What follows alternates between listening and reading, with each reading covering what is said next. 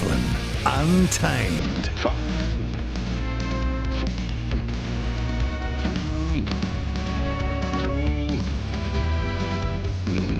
The platform. Welcome to the podcast, people. iOS, it's only sport. Martin Devlin, Locked War, the only true independent daily sports show in New Zealand. 1 till 4 every afternoon on the platform. If you can't join us then, well, next best thing. Welcome to this, the highlights package of what a show today. The ATM podcast, episode 78, kicked it all off.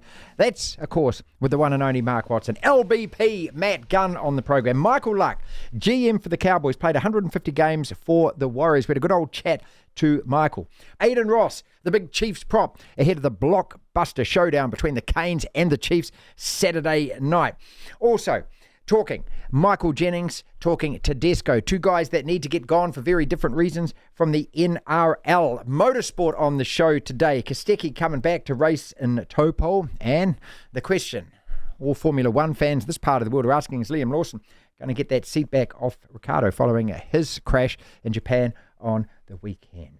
Plus, why would New Zealand Rugby scupper their own women's O-Picky final by scheduling it at the same time as the Warriors playing Manly this Saturday at 5 o'clock? All of that to discuss. Plus, Everton, of course, losing 2 points in the Premier League. And Winx, the foal, $10 million at the yearling sales yesterday in Australia. So much sport to talk. We begin the show the same way every day. Tablets in hand, gather my flock. It's time for a sermon. Two guys need to get gone from the NRL today. Let's go to the mountaintop. We live in an amazing, amazing world, and it's wasted on the crappiest generation of just spoiled idiots. Two NRL players to talk about today, neither of whom should be playing this weekend, both for very different reasons. James Tedesco should be stopped from playing altogether. Michael Jennings shouldn't be allowed to play at all. Let's start with Jennings. The decision yesterday to not officially celebrate his 300th NRL game Thursday night is the right decision and the only decision that CEO Andrew Abdo could make. It also should spell the end of the guy's career, the end of his comeback, and that's it, no more. The drug ban was one thing. He served his time, so we have to accept that, even though he never willingly admitted that he was a drug treat, and that still rankles. But the spousal sexual abuse is where the game has to send the message loud and clear that it is not acceptable ever. And your career is over when you are involved in any actions like this. It really is very simple. They just rip his contract up and they tell him to get lost. Jennings is both a shame and a stain on the game and needs to be erased. As for Tedesco, this guy needs to be saved from himself. His knockout concussion on the weekend was his 10th career concussion, 7th in the last 3 years. Well, that's what he and the Roosters and the NRL are publicly admitting. The truth is he's probably had at least triple that number. The guy's played almost 300 club and representative games. He's had concussions on concussions. He's had concussions he doesn't remember. He's had concussions he refuses to acknowledge. He's had concussions he doesn't even know about. He's a walking CTE time bomb at 31. If this man was your brother or your cousin, your partner, your close friend, what would you be saying to him? Oh, no, go on, James. Get back out to work, mate. Get concussed again, buddy. Honestly, you're the man, James. You're the only guy on the planet who can sustain 1,000 brain injuries, and it's not going to affect you later in life, because that's what concussions are. Brain injuries, brain damage, and the brain never ever fully repairs itself. The NRL has to get firm here, show some leadership, make the right calls and do the right thing for the good of the game, for their own image, for all the things they say they actually believe in. Jennings needs to be told the game doesn't need him. Tedesco needs to be convinced he no longer needs the game. Devlin. What do you want? We want information. Information. You won't get it. The platform. Tell me it's all about Ian Foster. Well, no, I wasn't really going to bring that up because you've already talked about it. I'll tell you what, you listed a lot of stories there before you did your sermon, and you've just taken out half my bulletin. No, you can pad it out, flesh it out, give us a bit more detail. I just wanted to let people know that it's not just rugby and league on the program today, that's all. Ian Foster apparently linking up with Sir Steve Hansen at Toyota Verblitz in Japan. We had him on the show last week where he said that he's put ink on paper in regards to a new career move. And we guessed it was Italy, we guessed it was Japan, didn't we? We thought just the relationship that they have with New Zealand rugby, how much Japan loves the All Blacks, loves New Zealand. There's a good chance he's going there. And Shag was over there. He's got some mates there. Robbie Deans is there as well. I assume that he and Fossey get on well. Was Wayne Smith there? Is he? Well, he's there. He flies back and forth. He consults. What does he do? Who's he with? Consults. With who? With people that need consulting, Lachlan. Gosh. That sounds like You know what a consultant is? Because the government employs half the country to be one, mate. I was going to say. We all know a consultant, don't we? What you do when you go out with a consultant is they pay, because it's always on the government tab. Yeah. Well, those are, It's always like going out with John Tamahiri. JT always pays, mate. Always pays. Because it's the taxpayer who's paying, isn't it? I'm just saying, he's a man who loves to shout. Rugby League news, Latrell Mitchell will be rubbed out of what's turning into a crucial period in the season for the South Sydney Rabbitohs. The fullback was placed on report twice in the Bunnies' 34-4 loss to the Warriors over the weekend. He will miss the club's next 3 games. He's taken an early guilty plea as opposed to trying to fight it and reduce that down. More judiciary-type news. Warriors hooker Freddie Lussick is facing a huge ban, potentially up to 8 weeks for a challenge that has left South Sydney halfback Lachlan Elliott with a broken leg. I never saw this because I didn't watch the entire game. Don't watch the footage, mate. You can hear it. You can hear it. Ooh, yuck. Yeah. No. Yeah. No. So what he did was is what they've ruled out of the game when you charge the kicker, because when the kicker kicks, your leg is extended. Yeah. Right. So if it hits the ground, then you can tell it's going against the grain when the other guy it just snapped it. Let's move on. And some lighter news, Rugby League great Billy Slater believes the Warriors can win the NRL Premiership. He had these words to say on Channel 9. They're dialed in. They could win the competition. They're a squad. They're a team. They're a club. Everyone loves the Warriors. If the Warriors make it through to the grand final, it will be a huge occasion, and I think they can. I think they can win the comp. He says more... Those sounds very hollow quotes, if you will. It just sounds like a fan saying, yeah, we can win because we're the Warriors. We love the Warriors. Billy Slater actually makes some great comments. So head on over. This story's on News Hub, but I saw it on Channel 9's social media. So head on over. I saw it yesterday. I saw it on Sunday night, actually. I think it was the footy show on Sunday night. It was, yeah. Well, they don't call it the footy show anymore, do they? Oh, Sunday footy show. But it's not the footy show. It's not the good old classic footy show, is it? Did you ever watch the footy show? How can they call it the footy show when it's not the footy show? Well, because Channel 9 have the rights to the footy show. That's why. There was the one I liked had Fatty, Sterlo, Matty Johns, Chief Harrigan. Yeah, there you go. Yeah, those guys. And then they changed it up and brought in Michael Slater, the ex-cricketer. Michael Slater? Michael Slater. They had to hire a whole lot of he, him, and they, them, didn't they? They had to diversity and they had to equalise it. Because it was too much fun with a whole lot of white guys on the TV talking about sport. And they added the big man, he was great. Novak Djokovic has surpassed another tennis record once held by Roger Federer. Djokovic becoming the oldest man to be ranked number 1 of the ATP Tour's computerized rankings. Why aren't they just the rankings? Why do they have to say computerized? Well, again, this is just, it's so stupid at tennis, isn't it? Who's the best player in the world? Novak Djokovic. Okay, how do you get to be the number 1 rank? You're the best tennis player in the world. There you go. Win. Okay, end of argument. Yeah. Right? So, yeah. Everton have been docked 2 more points by the Premier League, their second points deduction this season after an independent commission found they had breached the league's profitability and sustainability rules. This is going in circles all blooming season. World and Paralympic shot put F37 champion, that's a mouthful, Lisa Adams has retired from the sport with immediate effect, putting the full stop on a glittering gold medal-laden career on the global stage. And finally, you can head along to a social media, have a look at this nice footage of New Zealand cricket great Chris Cairns has been shared on his socials. I saw it on his Instagram, posting a video showing him walking for the first time without crutches as he continues his rehabilitation from a heart attack that he suffered a few years back. That's what's making news, Martin. Devlin. The platform. Michael Lucky, 150 games for the Warriors. Real legend. Warriors land this side of the Tasman. Now he's the GM of North Queensland. Cowboys started like a rocket. The only team in the comp so far to win 4 out of 5 games. Their fan base, you've got to say, the equivalent Townsville of what the Warriors is here in Auckland. We talked about NQ, and then, of course, his thoughts on how the Wars are travelling so far this season. Your Cowboys, the only team in the comp so far, have won 4 out of 5 games. You must be delighted with that. Yeah, certainly better than the alternative. I don't think that our guys have really put a good 80 minutes together yet. And respectfully to the opposition we played, we've come up against a few sides that are maybe more low on troops. So we've got a month in front of us now. We go to Parramatta Saturday night, then to Cronulla next week, and then home to Penrith and to Redcliffe. I think we'll get a better indication of where we're really at at the end of that little stretch. So, but mate, no, much rather be 4-1 than the other way around. So we're not going to complain at all about how we're travelling at the moment. I said with Tony Kemp every Monday, and we do a podcast, mate, that's out, and I keep asking the question, who's the best team in the comp right now? And he keeps saying to me, Martin, it's only 4 or 5 weeks or 3 weeks into the season. It's almost impossible to tell. Is it really that difficult at the moment to say? I mean, you can pick 1 or 2 teams out, but is everyone much of a muchness still in your mind?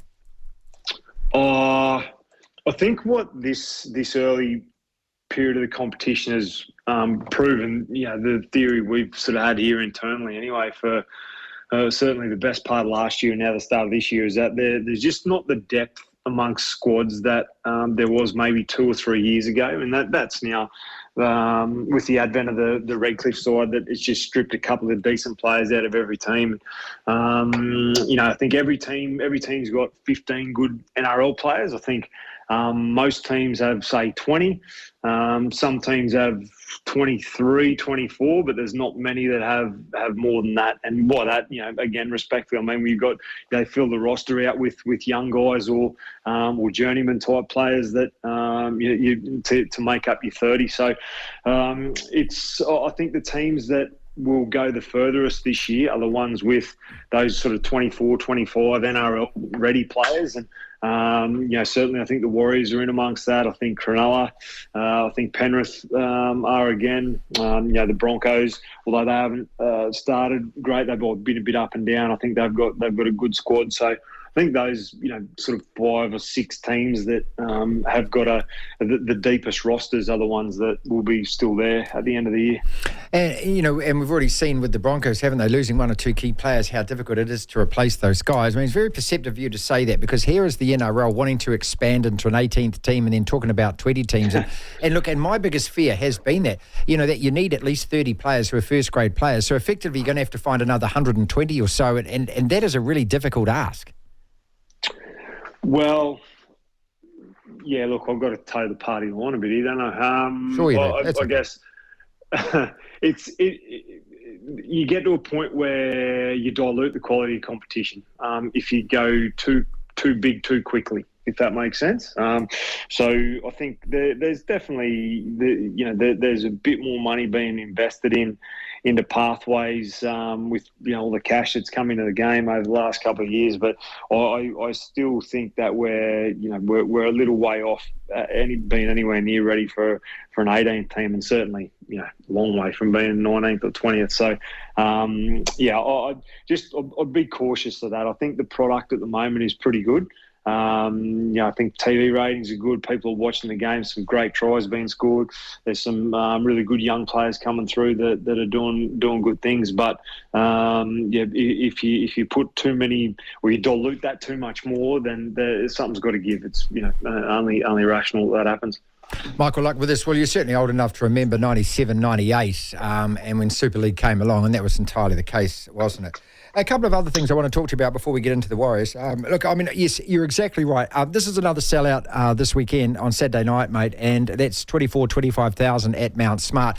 Almost every game is going to be a sellout. And I was drawing the parallel a little bit earlier on the program. I said, look, I got so much time for what you're doing up in North Queensland and the fan base there in Townsville. I think you can actually draw a parallel and say what you've got up there and the devotion of your fans is also what we're seeing here.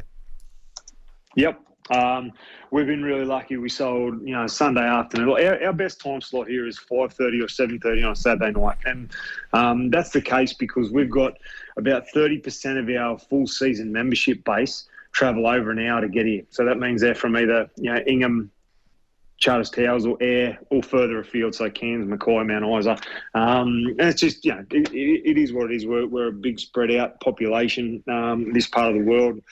People love their footy and they want to come along, but they usually make a weekend of it. So if it's a Saturday night game, they can come up Saturday morning. Maybe they take the kids to the shops, come to the footy in the afternoon and evening, go out for dinner or go and have a beer after it and home on Sunday. So we just suffered. Look, I think we sold 22,000 tickets on Sunday just gone, but we had a bit of breakage there. So that tells us that people that have bought tickets, and generally they're season ticket holders from a long way away, just can't get in on a Sunday. to go to the footy. So, the NRL have done us a favour now. We're getting into our best weather this time of year. We've got a lot of Saturday games in that evening slot from now on. So, looking forward to having some full houses up here. But to go back to the Warriors, I just think it's a product of a club going really, really well. It's a brand that's exceptional at the moment. A team that's playing a great style of footy. And people want to be a part of it. And that's, I guess, as simple as it is with successful sporting clubs across the world at the moment. You look at the ones that go well and they make money and they're sustainably successful are the ones that just a great product that people want to be a part of. Oh, you're exactly right. Tick, tick, tick on all of the things that you're saying. But it just doesn't happen like that, does it? You've got to actually have all the building blocks in place. They say it's all about the front office. You've got to get that right to start with. You've got to engage with your fans. We've got a New Zealand Rugby Union over here, which is kind of desperate, kind of missed the boat for a few years and talks about fan engagement like it's something in a PowerPoint presentation. But this is what I want to pick your brain about, because you do it. And obviously what you've just been saying, and people have been listening to here, is that you're very conscious of the lifestyles of your fans, about where they're coming from, about what they're actually doing on a Saturday or a Sunday. How do they get to the game? How do they then get home after the game? What does it actually cost them? If they come, who do they bring with them? Is it a full family experience? All of these things. Do you actively sit down, or have over the last couple of years, Michael, and actually written all those things down, discussed all of those things, and that's what you then take back to the NRL and say, okay, this is the reality of where we are, where we live, and all of these things? Yep.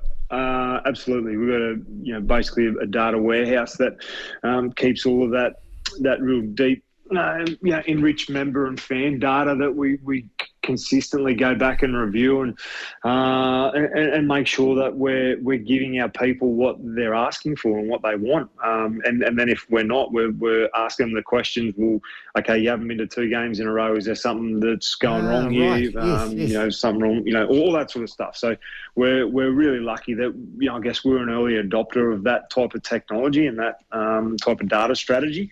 But there is an overall strategic plan about understanding who you want to be and putting some things around that you try not to waver from. There's always going to be exceptions you have to make with your roster and or I guess some short-term decisions you make. But very generally, I think if you set a long-term strategy and everyone in your building is on board with that, then you set sail. And I think that's definitely what the Warriors have done. Cameron and Robbo, they've done a great job at the top level. And then Webby and his footy staff have done a really good job putting a team together that can play the style of footy that they want to play. And the crowd's turning up and they're getting some good entertainment. To hear the full interview, download the platform at the App Store. Via Platform Plus, you can go back and listen to the whole show and all of the interviews in full. Next! What is more chance of happening, Lachlan? I'll give you 2 scenarios and you tell me what is more chance of happening. Next! Arsenal win the Premier League, or Liam Lawson does take over from Ricardo before the season is up to race for the Visa cash flap. Zip zap. Sorry, say that second one again. Well, Liam Lawson takes Ricardo's seat before the season is up. What's more chance of happening? Well, sorry, what was the first one again? Arsenal win the Premier League. I got a text. Get off the bloody phone, I got a mate. text from the Warriors media manager about an interview. So that's why I was distracted. Have we had the text back from the Winx foal owner yet? No, we haven't. Okay, and it's a no to a Warriors interview. Ah, bugger. Yeah, so it's a double blow. Ah, okay, all right. Next! What do Arsenal win the Premier League? I think a lot needs to happen for a driver to get replaced mid-season. I would think it would only happen if the driver that is talked about being replaced is performing poorly and also doesn't have much cachet about them, if that makes sense. Like someone like Logan Sargent, if his results continue to be really poor for Williams, he could get replaced. But Ricardo's an Instagram sensation. This is the thing. He's a social media influencer. Ricardo's a draw card. Ricardo's also a good look. I've been a defender of his until Drive to Survive came out and all the girls started falling in love with him, and then I backflipped. But before Drive to Survive, I was a big defender of his. I was a big fan because I always thought he was actually a really good driver. If you go through his history, his entry into Red Bull and his time just there. Answer the friggin' My question. point is that he's a good driver, as well as the fact that he's very popular, so he's not going to be replaced. There's more chance Arsenal win the Premier League. Jeez, what is more chance of happening, though? Far out. Tell you what, does how long Liam Lawson takes over from Ricardo before the season is out, takes a seat No, in F1. it's not happening. I don't think it's happening. Or the Blues win it all and win Blues win it all. Yep. That's got more chance of I happening. think so. Now, the one thing I'll say is there's not a team, I think, apart from the Hurricanes, and I still... Jury is still slightly out for me on the Hurricanes. Slightly. I think Super Rugby is actually quite wide open this year. Yeah. I think there's 5 teams that could win it. What is more chance of happening then? The Blues win it all and win Super Rugby, or the Crusaders come back and win it all and win Super Rugby Blues again? win Super Rugby, stop it. More than the Crusaders? Yep. Oh, please. This just, honestly, put some odds on that. If I'm the TAB Mate, putting odds on that, I tell you I've what, got you have $1.50. gone down to Canterbury and you have slurped up the Kool-Aid that is coming You're out of a the Crusaders ground. fan. I'm not really a fan of anyone, but they're my favourite team, yes. If the Blues and the Crusaders meet in the what playoffs, has who wins that suggested- game? Look, the Blues dicked them the last time they played. The Crusaders have won 1 game this year. You're getting carried away by 1 win against a Chiefs side that I think's been underwhelming all year, to be honest, apart from that win over So the Chiefs. you're going to say, I'm going to clear the decks, I'm going to give you the space right now. You're going to say, so that we can keep this quote, that if the Blues and the Crusaders meet in the playoffs in Super Rugby this year... That's not what you asked. That's not what you asked. You said, is there more chance the Blues or the Crusaders win it? I said, there's more chance the Blues win it. That's what you asked. You didn't ask if they play each other. If they play each other in the playoffs Well, I this don't know. year in That's a Super... flip of the coin. It's a sudden death knockout sports match. So hang on. It's hard to predict. So hang on. Now, here's the thing. If the Crusaders and the Blues meet in the Super Rugby final, or a semi-final, or whatever, Or a quarterfinal. or a quarterfinal, well, if it's a quarterfinal, then that suggests to me the Crusaders are pretty damn low on the table. 7th or 8th.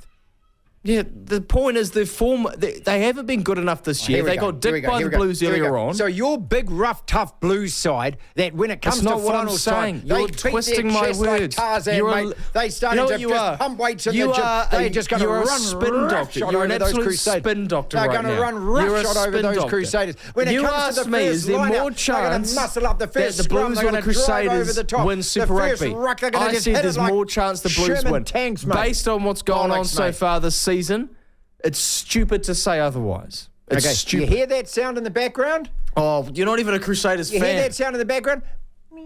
Why are you polishing them That up is so the much? Blues' chances of winning anything. I don't think they're this winning it, but there's more chance they win it than the Well, Crusaders. what is more chance of happening then? The Blues win it all and win Super Rugby this year, or Sure. the Warriors win the minor premiership. No, more chance the Blues win Super The Rugby. Blues and the Warriors have got a hell of a chance here. We're the best Well, they've team in got the a chance. competition right now. Stop it. Mate, we haven't even had a bad game yet. We've had No, you 5 can't- games. We've had come 5 on. games. You And we've had can't- 3 You wins. We've had can't 2. say that. You can't say that. Don't you dare say that again. The Warriors are not the best team in the NRL right now. Tell me a better one. The Panthers, you're Oh, non. please. They've The lost 2 Storm. games themselves. Did you watch the Panthers play Manly on the week? Storm. The Storm were a Xavier Oates try away from Coates. losing. You get his name. You keep on getting his name wrong. Coates. Xavier Coates. The Storm beat you guys. You Well, I'll choked. tell you what, he you was- choked it away. He was such a C for scoring in the corner. I dropped it from his name. Oh, that's He was such lame. a C. That makes no sense. What? So lame. Aidan Ross, the big Chiefs prop, ahead of this blockbuster clash between the Chiefs and the Canes this weekend. Aidan joined us on the program. The Chiefs coming off a big win over MP and the Hurricanes with the bye. How does he see this one going? How big a game is this on Saturday, mate? Oh, mate, it's huge. I guess, obviously, the Hurricanes are tracking pretty well, aren't they? They obviously haven't lost yet, and, we're going down there knowing how big of a job on our hands it's going to be, so we're pretty excited by the challenge. I bet. And look, I'm just tracking back to last year when you mentioned that, and you went down there and did a number on them.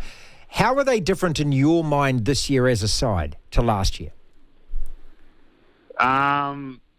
I guess they're just another year. They've pretty much got the same crew. They're another year well gelled together, and they've all developed pretty nicely, haven't they? I think, as a fan, you can watch it, and they're playing some nice footy at times, aren't they? I think fitness as well. I don't know whether it's the 7th thing from Clark Laidlaw, but, before he got injured, you look at the way that Roygaard was scampering up the field at the end of the game, mate. I mean, he looks super fit. They've definitely got some athletes in their side, and we're under no illusions how tough it's going to be.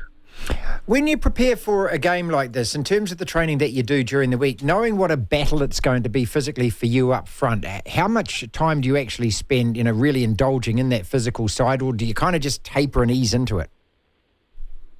It changes week to week depending on your turnaround. So if you got a shorter turnaround, you don't probably do as much. But if you got a nice a full week up your sleeve, you build the week nicely. You probably get over your detail at the start of the week, and as the week builds to your big training on Thursday, you definitely ramp it up. Aidan, how many scrums would you pack down? How many lineouts do you practice during the week for a game like this? Oh, probably not as much as we would like. We'd probably want the whole training full of scrums. It would be nice, wouldn't it? Don't have to do too much running then. You kind of split the training in half, I guess. Half forwards and then half as a team. On an average week, you might get through 12 to 15. By the time you give everyone a go. Do you individually look at the opponent, or do you look at them as an eight, as a pack together? I think as both. I guess as a prop individually, you're really looking at obviously every position's different, but as a prop you're definitely looking at your opposition, their tight head, and then you're looking at their whole scrum altogether as well. So you're definitely nailing both parts there. Aidan Ross is with us, Chiefs Cairns, on Saturday night, because last year you just blitzed the round robin. You lost the one game, and that was to the Reds, obviously, in New Plymouth, and we all remember that. But you just absolutely blitzed it. So asking, you said before the Canes are tracking well. How do you guys assess where you're at right now? I think we'll be able to give ourselves a pretty good marker after this game. They're obviously the front runners at the moment, so I think after the game we'll be able to really see where we're truly at, because they're tracking well, aren't they? So if we can put in a decent performance that we're proud of and get what we want out of it. Keep going. Be able to tell afterwards. Yeah.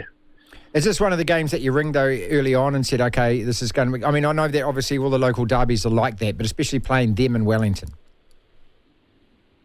Yeah, like you said, we beat them last year, but they're never big wins. It's very tough going to Cape Town and winning. They're a powerful physical pack, and they've got some speed and excitement out back. So it's never, even though we probably had the wood over the last couple of times, it's never been easy at all. So yeah, it's like all derbies.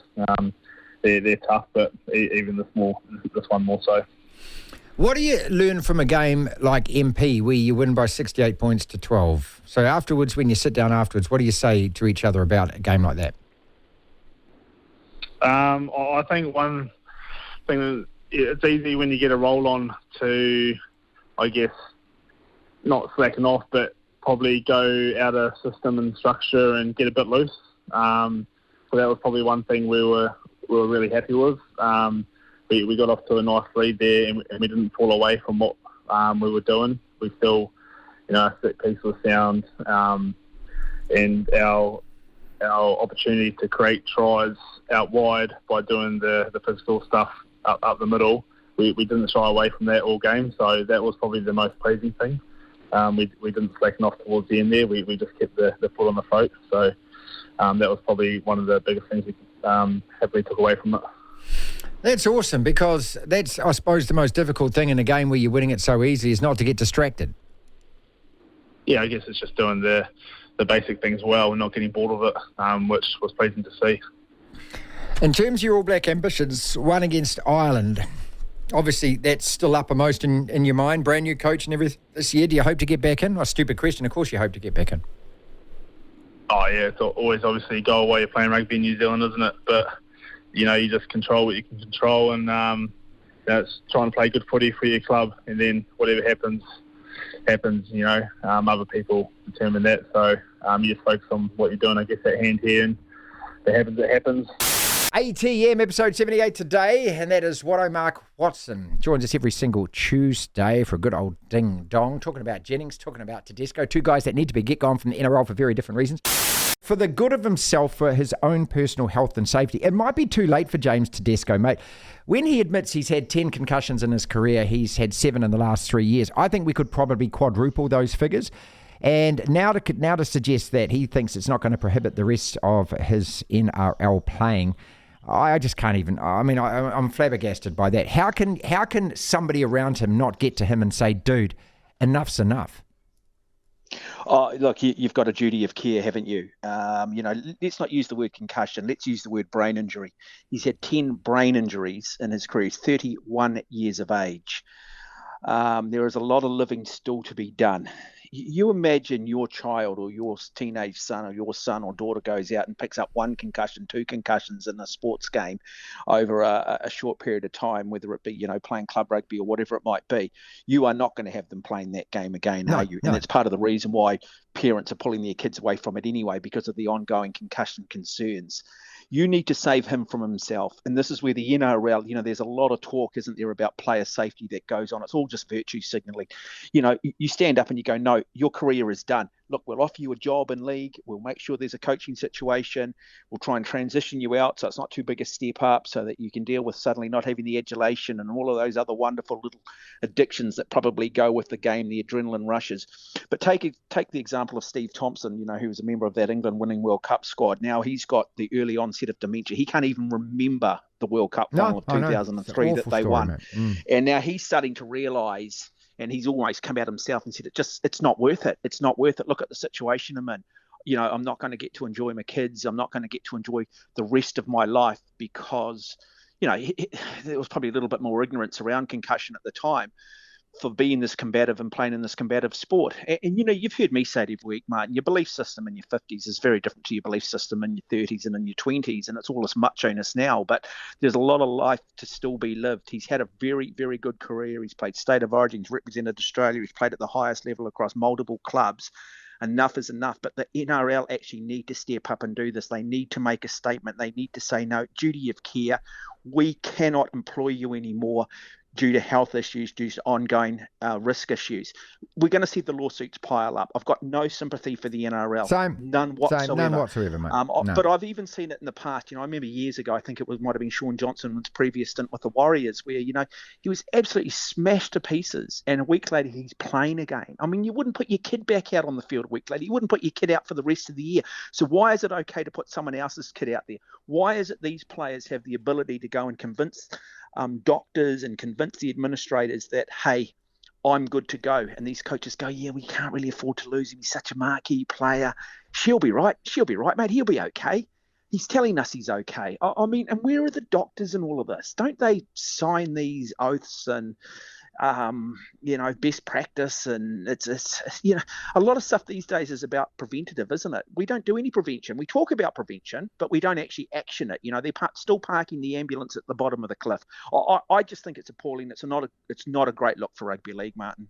Neither is Michael Jennings, and at least Andrew Abdo, the CEO of the NRL, he said we're not going to officially celebrate his 300th game this weekend. I think that should be where the full stop at the end of the sentence says your career in the NRL is also over, mate.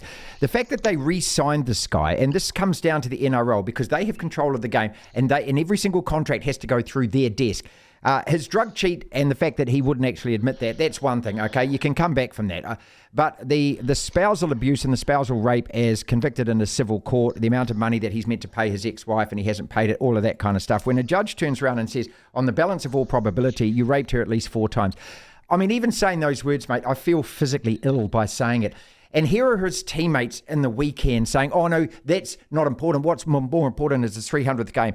The NRL, again, a lot of virtue signalling around women in league, all of this, we're protecting this, we support this, we're rainbow this, just stop it, mate. This is where, to me, the rubber meets the road. You've got a guy here who has been convicted of the most heinous crime there is, okay? And it's clear, it's in black and white, it's come out of a court, and yet you're looking the other way and pretending it hasn't happened while he still plays. I think it's an insult that he still laces boots up.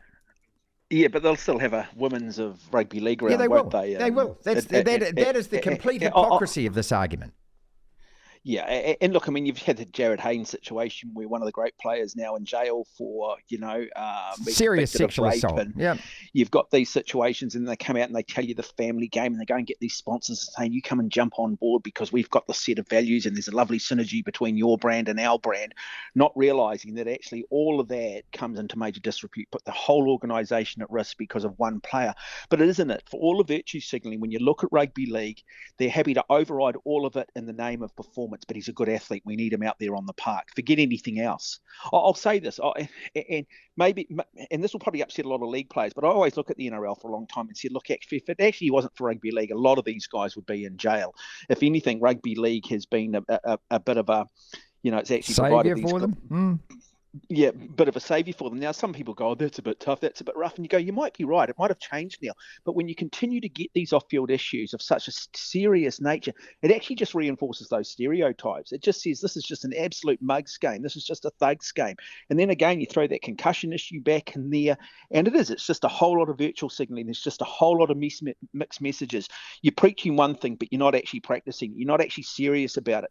You're just making sure you don't end up on the front cover because you haven't ticked all of these boxes. And is rugby league any better for having this guy in the game? Is he putting any more bubs on seats? No, he's not. I mean, if he doesn't play this weekend, nobody, and maybe a few Roosters no fans one misses care, him, but mate. no one cares. cares. No one cares and no one misses. cares. To hear the full interview, download the platform at the App Store. Via Platform Plus, you can go back and listen to the whole show and all of the interviews in full. The answer is Type no. 5. No, it doesn't.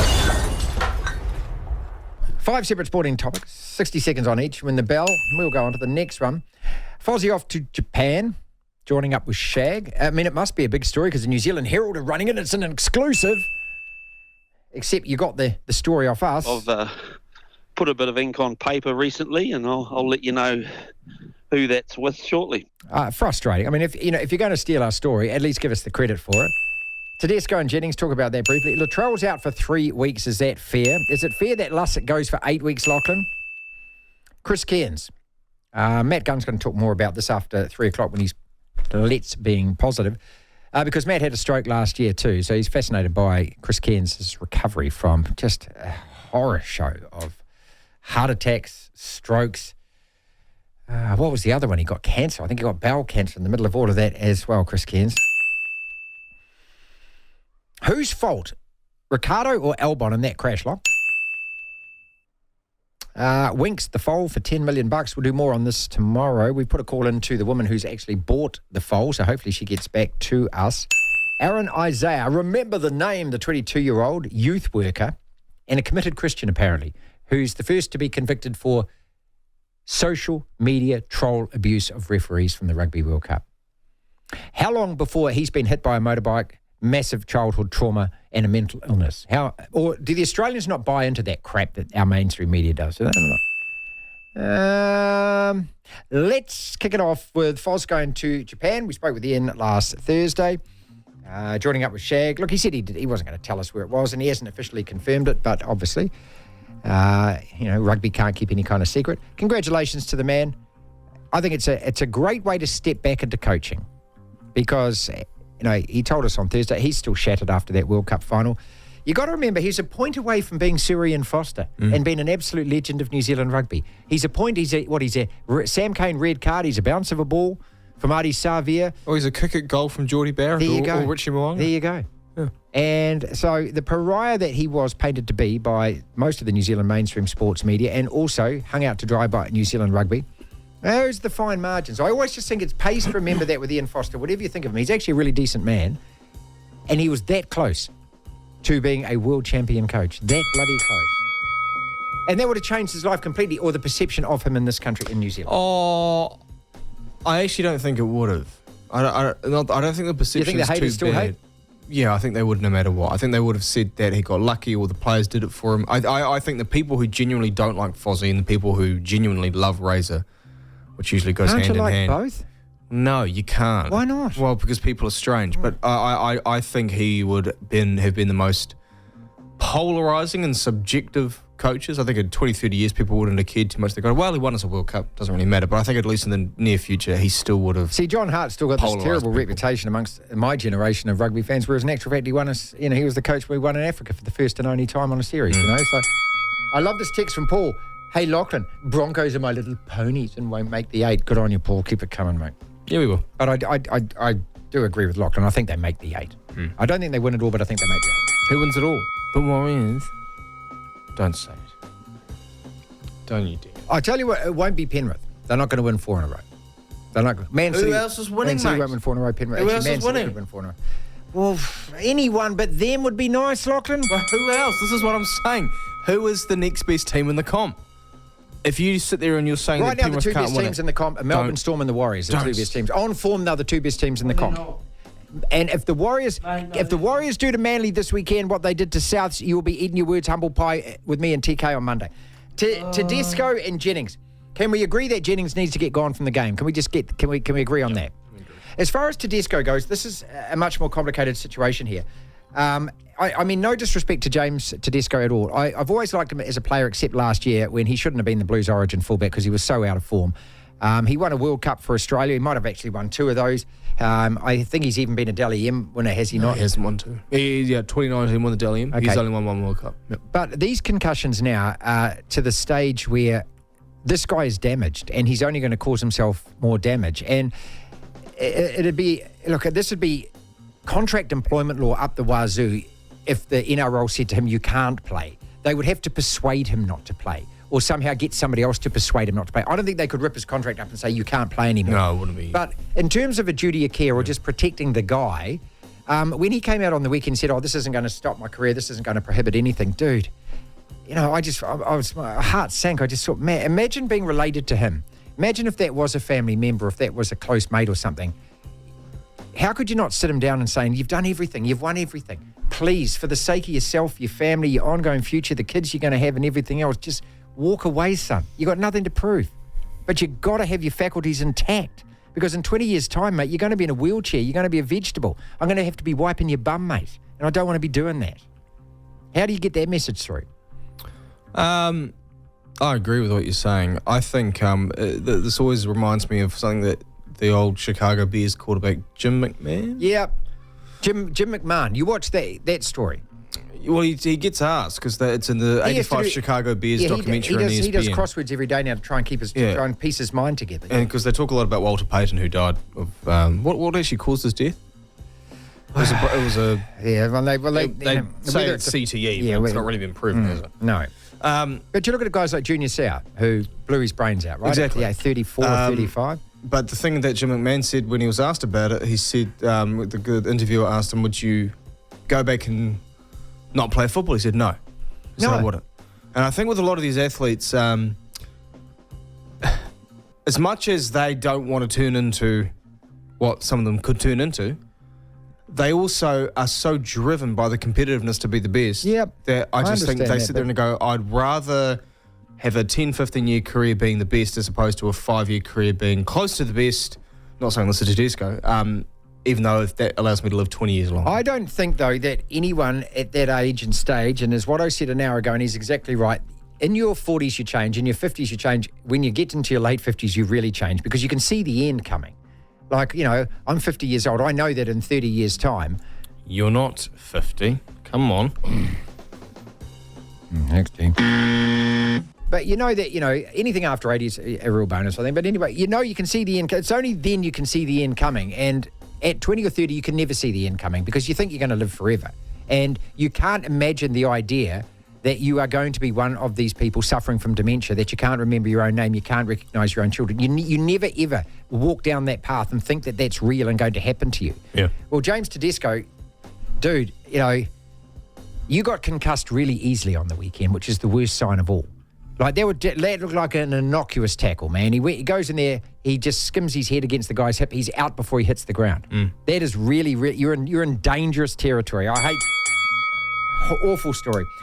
Picky final. Does this make any sense? We talked briefly about this yesterday. I just wonder, Lachlan, who's sitting around that office at New Zealand Rugby when they come up with this? Who's the guy or the girl that puts their hand up and goes, hey, just I know, CJ, that it's great, it's super, and Robbo, you're going to be talking about, the right people in the right room and that around the space and the time. We are really. Can I just mention the fact that Manly are playing the Warriors at Mount Smart at the same time at 5 o'clock? In a great game. And the whole of New Zealand sport's going to just be absolutely glued to that. Why don't we give our women a break and cut them some slack and play it on a Sunday when there's no rugby on? How about that? It's two things. It's one is either their heads are so deep in the ground, they don't want to, when I say they, I mean New Zealand rugby, they don't want to admit that rugby has fallen behind that when a women's game goes up against the Warriors, it's going to struggle for attendance and viewership. Warriors away Canberra, where were we that night? Yeah, I know. We've been through this. We're at the Shapiro's. And there was a quarterfinal at Eden between Park. the Blues and the Waratahs at Eden okay. Park. There you go, okay. So it's either they don't want to admit it, which is probably the case, or there's someone or a couple of people within the organisation that are so stupid and unaware that they didn't actually go to check what else is on in the city that day. Oh, the Warriors are playing in Mount Smart. They are the buzz around Auckland right now. Let's put this on Sunday Arvo or even Friday night or whatever. I think it's actually that one. I think you're doing a disservice to the women, and you talk a great game, New Zealand rugby, but the reality of it is that you don't give a stuff about it, do you? Well, this is the thing. If they genuinely care, they would have sat around and they were aware, they would have sat around and gone, we can't do this to the women. But they're either so horribly unaware or they actually don't care. They don't care. It's one of the two things. No. I think it's that I think someone didn't do the due diligence to actually go and check what was on. Well, how easy is it to change it, It's not hard. It's not hard. Well, then it looks like they think they're admitting they made a mistake. And then what's wrong with that? Well, this is it. It's the ego of New Zealand rugby. They don't want to sit there and make it look like they've made a mistake. Chris Cairns. I know that there's a fair few people who don't really care about Chris Cairns anymore because of the match-fixing allegations and the libel lawsuit and all of that kind of stuff. I think this is a great story. It's a really courageous story. He only puts it up on social media. He puts updates, and it makes the news every time he does. I mean, to go through that, first you have the massive heart attack, and you've got to have 4 operations. Then you have a stroke in the middle of those operations, paralysed from the waist down. Then you're diagnosed with bowel cancer in the middle of all of that. And he's thrown away the crutches, and he's as wobbly as all hell, walking with a cane. But obviously it means an enormous amount to him. I know I've known Chris, I can't say we're mates, but I've known him for 25 years, I suppose. Loved him as a cricketer always. I don't know, I just like this story. Why do I like this story? I just like the story. I like the recovery. Yeah, it's nice. It's good to see because he's someone who went through something, 2 or 3 things, very horrible things in the space of a few months. Like, I remember when he got diagnosed with cancer. And look, I'm not the biggest cricket nut. I don't know a huge amount really about cricket pre 2011, 2015, around there. And so Chris Cairns is, I'm not that, I know who he is. I'm not oblivious to who he is, but I'm not that well versed, if you will. But I just, when I saw that come out, I thought, if that was me, I'd just kind of wave the white flag and go, ugh. Enough. I can't do it. Can't beat all of this. No. Yeah. The cancer as well. The stroke, paralysis. Yeah, but then getting cancer is really? Yeah, really? Yeah, thank you, God. Yeah. And then, not so much that, but, it's like, what kind of cards have I been dealt here? Good story, though, the recovery. $10 million buys you a foal. Yesterday, one of Winx's part owners, Winx, a champion, all time, greatest ever Australian race horse, has had one foal, stillborn, I think that was. This one that got sold at the Australian Easter yearling sale yesterday broke the Australian record by $5 million, doubled it up. The buyer, Debbie Kepitis, joined us on the show today. Debbie, 18 hours after you've done this, after you've spent this money, after you now have this beautiful little princess foal, how do you feel about it now? Because you had tears at the time. Still very relieved that I was able to secure her for my family and I. It's a pretty momentous auction. You don't spend money like that easily. But she was gorgeous, and we just needed to have her still in our band of horses. You said that you didn't turn up there or go along there to buy her originally. So what was your thought process as she came up? Look, we originally, all the other ownership group, there's 3 groups, 3 parties, 3 groups in it, and we taught in Winx.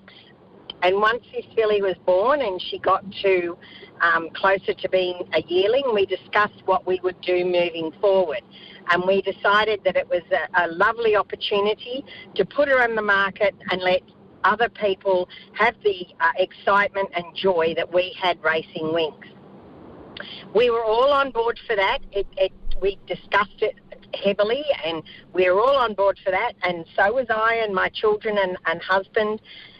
But about 6 weeks ago, it just got too much for me, and I started to feel that I just couldn't let go.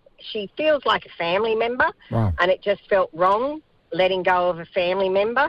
So I talked to at a business meeting.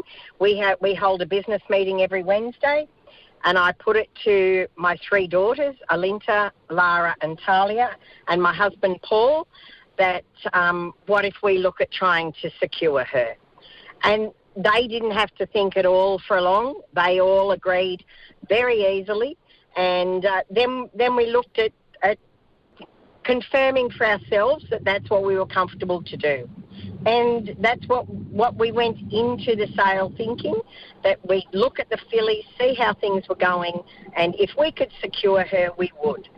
And as the days went on, it got more and more. I really feel like that we want to have her still. So, you hear Twitter and different other things, and you just know going into it that you've got to put yourself really on the line, which we did. How much were you prepared to spend, and was what you spent more than you thought you would spend? Look, there was no figure in our head. There was always a ceiling. So, like I could say the ceiling was 6 million, but you saw what happened. We never had an actual ceiling on it. It was more to see what progressed with the auction. It has to be an emotional decision when you're spending money like that. Business decision, you just wouldn't do it. So that was what we did, and I had the backing of the other 4 of us to do what I felt was right, and we were lucky enough to secure her. And it was down to John Stewart. He actually finished on the 9, and once I'd taken the 10, he allowed us to buy her. So that's a little bit of it as well. I'm not sure if he had more to go. I'm glad he didn't, but yeah, it was theatre, that's for sure. Oh, look, and I'm just watching the pictures at the moment, and I'm sure that you've seen these, and they're going to be replayed, and people would have told you about them, and just your genuine reaction, the sheer emotion, and I mean, I can see tears, but I can see love in your heart there as well. It didn't just make your day, did it? It made your month, it made your year. Absolutely. I can't put it in words. That feeling. It's a little bit like when she was born. It's a bit like when you have your kids, when you see your grandchildren for the first time. It's that realisation that they're still a part of you. Debbie, just the risk factor spending that much money. I don't know how to ask these kind of questions because I don't sort of talk a lot of racing and I don't really know what I'm talking about. But what say she doesn't run as fast as you wanted to, and what say she doesn't win all the money and stuff like that? Look, this filly doesn't have to win all the races to retain the value. She is a bloodline of an absolute super champion, a 25-time Group 1 winning mare. That means we are able to secure those bloodlines for as long as we're prepared to retain the fillies. Now, great answer. In racing, really good race mares don't always do it on the track. To get it, you get the progeny further down the track. Look, Winnie may not be the answer, but one of Winnie's daughters may be. But look, Chris Waller's a genius. If she is interested in racing and can do it, that's the bonus. but we have her bloodlines. We have Winx's bloodlines for as long as we want to keep them. Oh. And I've got granddaughters, and our plan is to have succession in this business. So the sky's the limit as far as I'm concerned. LBP, let's be positive. Matt Gunn joins us every Tuesday on the program out of Twizel. His doggies won. Our Warriors won. And also Chris Cairns. Matt had a stroke last year, so he's been following this story with much personal interest. Chris Cairns putting away the crutches for the first time over the weekend and walking with the aid of a cane. Very inspirational indeed. Here's Matt. Let's start with the doggies. My God, that was so good. How the hell did you win that? You tried your very best to lose it against, 7 players in the end, was it? Oh, in the end, I don't think I've seen a game quite like it, Martin. Now, I think there were 5, maybe even 6 players sent off for head injury assessments. 3 never made it back. We had a sending off in the 27th minute for a high shot, which took out our fullback. Both teams had to invoke the 18th player rule. There were so many injuries during the game. And we went out to a massive lead in the first half. Dom Young gets sent off. We go downhill, but we hang on. We hang on against the firing Roosters, who at the end of the match were down to 11.